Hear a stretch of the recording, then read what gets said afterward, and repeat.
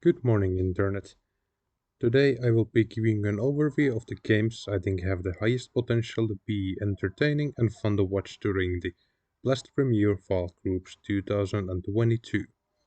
I know many people don't have enough time to watch Counter Strike for 8 hours in a row, even if the groups are played during the weekend. For this reason, I want to provide help on how to choose which game or games to check out, so you know how to plan your chores accordingly throughout the weekend. This guide will not be focusing much on the predictions of each matchup, but rather on how entertaining I actually think each matchup will be for the viewer. First of all, if you have a favorite team you like to follow, I would recommend watching their games. Showing support to your favorite team through viewership is a great way to show support. Another thing, if a team looks to be having a really good time during their games, hitting all the shops, having fun, I think this might be just a team to watch. Trust me, sometimes it's best to follow your gut. If some team looks fun to watch, it might just be the team to follow throughout the day. And lastly, for most teams, this is actually the first tournament after the player break and potential roster move, so it can be very hard to predict which games will deliver and which won't.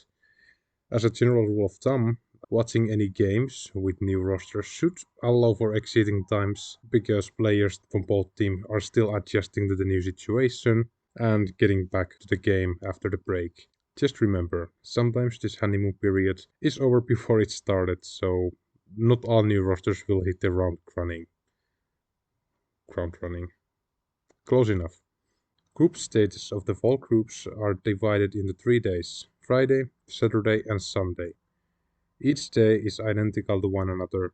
Opening game at 1 p.m. or 13:00 UTC plus 2, which is Danish time. Be sure to check what is in your local time so you won't miss any games. And the final game is estimated to start at 7:30 p.m. or 19:30. Each individual match time you can see on the screen right now, and these times should be stable throughout the group stages as a whole. Starting off from the Group A, tournament starts on Friday 19th with the Group 8 games. Two opening rounds offer us the games between Vitality and OG, as well as NIP and Astralis. Vitality has just brought in Spinks, a star player who impressed us with his plays in ENCE, while OG has officially signed Dexter, who showed some great CS as a stand-in during Blast Spring Finals. These two roster moves are sure to bring lots of energy on the game, and this matchup is likely not going to disappoint. In general, I think any game of Vitality and OG are worth watching.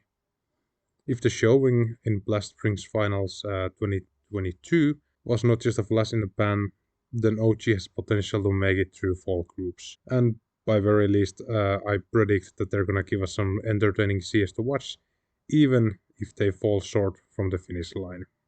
Vitality's previous lineups did not seem to reach its predicted potential, so the addition of Spinks might just be what they need to be a serious title contender. I see a lot of potential for this lineup, they work much better than the previous one, and therefore I suspect that Spinks is gonna have some honeymoon showing with this new team. When it comes to Astralis and NIP, both teams have kept their previous rosters, and this matchup is likely coming down to which team has actually prepared better for the tournament after the player break. There's also some potential for some good Nordic clash between the two teams, but in my opinion, this matchup is outshined by the opening game of Vitality OG. It is hard to predict what happens with the lower, upper, and consolidation final front, since making accurate predictions after the player break is always a tricky task to do. However, in my opinion, Group A offers the most well-rounded teams in general, and should offer fun games no matter which teams are facing each other in the lower, upper, and consolidation, or even in the group final itself. If you watch any of the opening games and spot a team that seems to have fun while playing, this team might be worth following later on that they do. But fear not, even if we miss the opening games, Group A should, in my opinion, offer great matches all day long. I don't think you will be disappointed with any of the clashes that will occur. Group B is played on Saturday 20th and involves games between Navi and Complexity, as well as G2 and Liquid. On the surface level, the opening game of Navi Complexity might look like a blowout, which it very well might be, but the rumored absence of Simple combined with Complexity's addition of Halzerg could lead up to some potential upsets. It is also good to note that Navi historically is very slow starting their tournaments, especially after player break, so there is some real upset potential for those who like to watch some Cinderella stories. To me, however, the exciting matchup of the Group B is G2 Liquid. Liquid has had more time to hone in their strategies and synergy with Yekindar, so they have real chances in making it far with the tournament. G2, on the other hand, has just acquired JKS and Huxi in their lineup, which I suspect will either lead to a honeymoon period or to an absolute disaster. As terrible a prediction as that sounds, I suspect G2 to either breeze through the fall groups or bomb out after losing all of their games. Though, even if G2 were to take a few hits early on, they actually tend to do well with their lower bracket runs, so if they lose a game or two, not all hope is lost, they still might actually pull it through. For the rest of the games in Group B, it's really hard to say which games of lower upper consolidation finals are worth actually watching without knowing the actual matchups yet. If a matchup between Liquid and Complexity, or G2 and Navi come up, they both, on paper, sound like a great match to watch. Even though Complexity should be a clear underdog against Liquid, and the underdog of the group, there's always something special about these local matchups, so this is definitely something that all the NA viewers should keep in mind. Might be very entertaining indeed. For G2 and Navi, it's always great to watch one of the world's best riflers, Nico, go against the goatest player, Simple. Unless, of course, Simple shines with his absence, so very hard to say how it's gonna turn out. Lastly, Liquid has not actually played against Navi since February, so this matchup might be very difficult to say what's gonna happen. Could potentially be very entertaining. So, all in all, Group B, besides the opening rounds, very hard to say how it's gonna go, especially with the potential absence of Simple. Let's hope he's gonna play, because that should definitely give us something much more enjoyable to watch. Finally, Group C. Group C is played on Sunday 21st, and it starts with a matchup between our current world ranking 1 FaZe Clan and the current world ranking 217 Evil Geniuses. On paper, this game should be a total blowout, and most likely it doesn't pique the interest of many fans of top tier CS.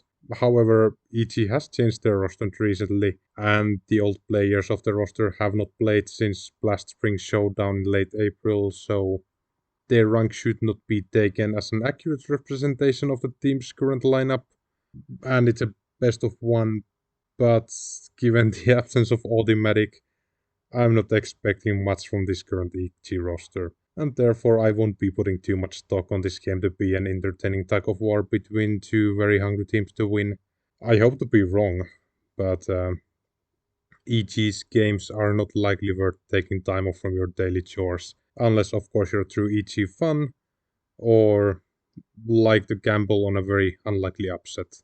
The choose your opening round match happens between Heroic and Big. Even though neither team has made any significant changes in their roster, this might be an entertaining game to watch.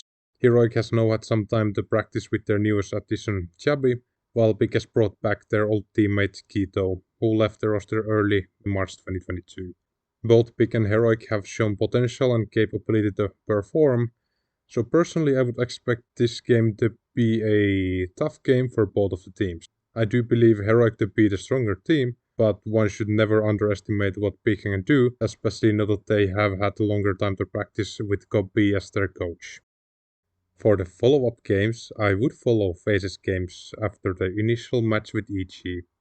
In case FaZe faces with Big, there might be room for some interesting games to happen. Big has won the last two matches against FaZe during Rubert Cup 2022, thus winning the whole event, so there could be some payback time from FaZe's side, or maybe Big is able to surprise again, who knows.